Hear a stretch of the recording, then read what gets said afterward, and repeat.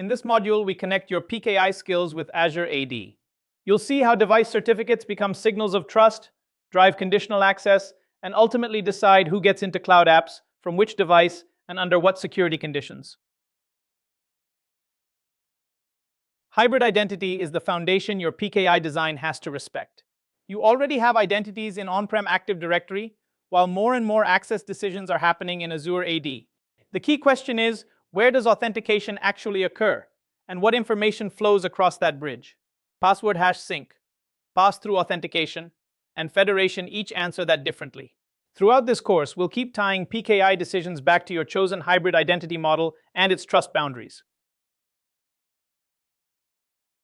Hybrid join is where a Windows device is both domain joined and registered with Azure AD.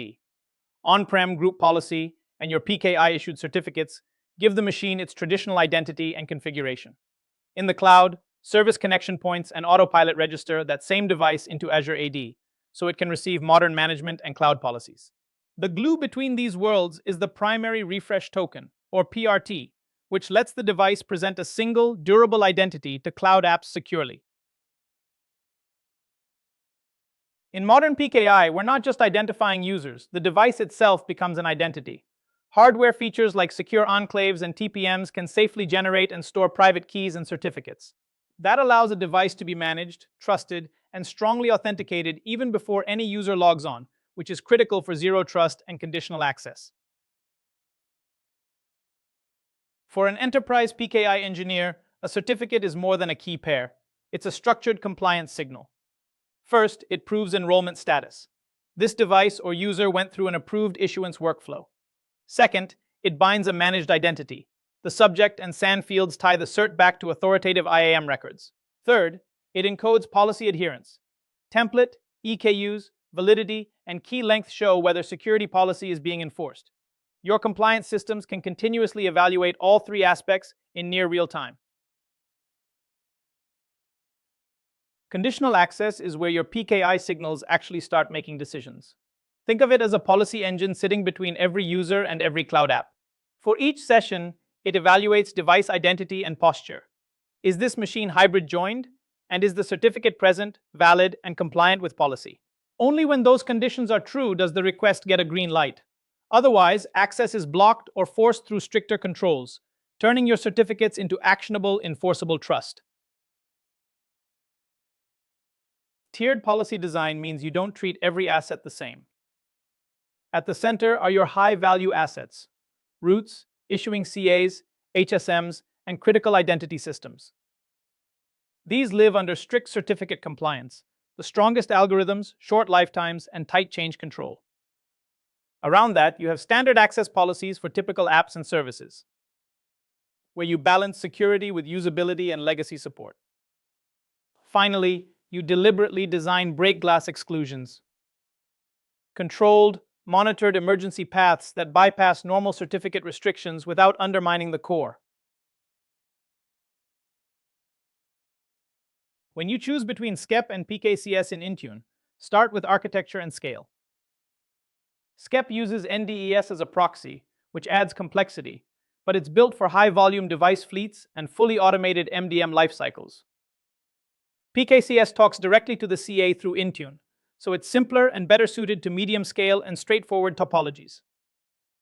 That's why PKCS shines for targeted server or legacy workloads, while SCEP is your workhorse for broad device deployments. Think of certificate deployment as a repeatable pipeline.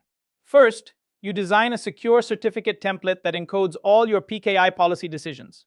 Next, you connect your PKI or NDES infrastructure to Intune, so it can request and issue certificates on behalf of devices. Then you create the Intune profile that delivers those certificates automatically.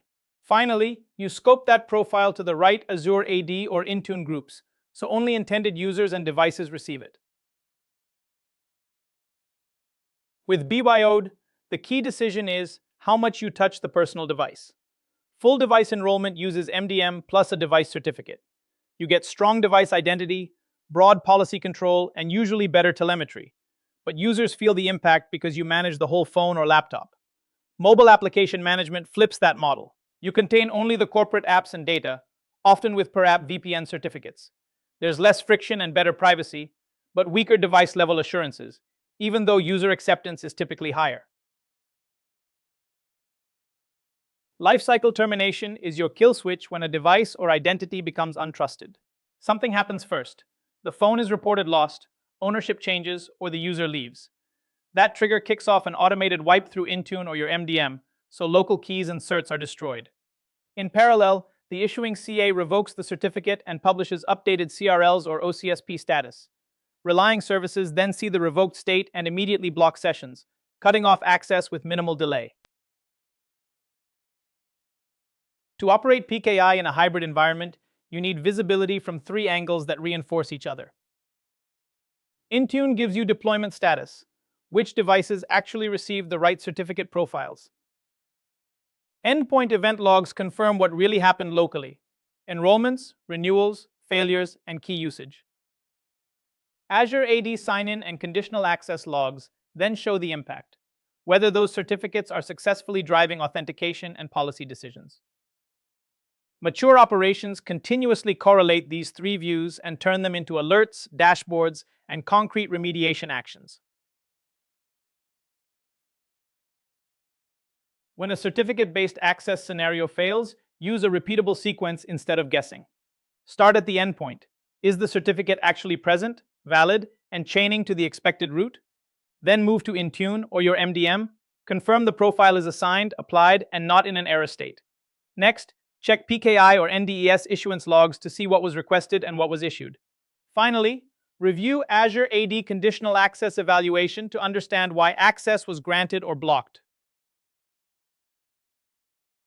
You can think of this as your operating model for PKI in a zero-trust world. Identity stays at the center. Users, devices, and workloads must all be strongly identified with certificates. Trust is established by standardizing how devices join and register, then automating certificate issuance through Intune or your CLM tooling. Enforcement happens through conditional access and app policies that actually use those certificate signals.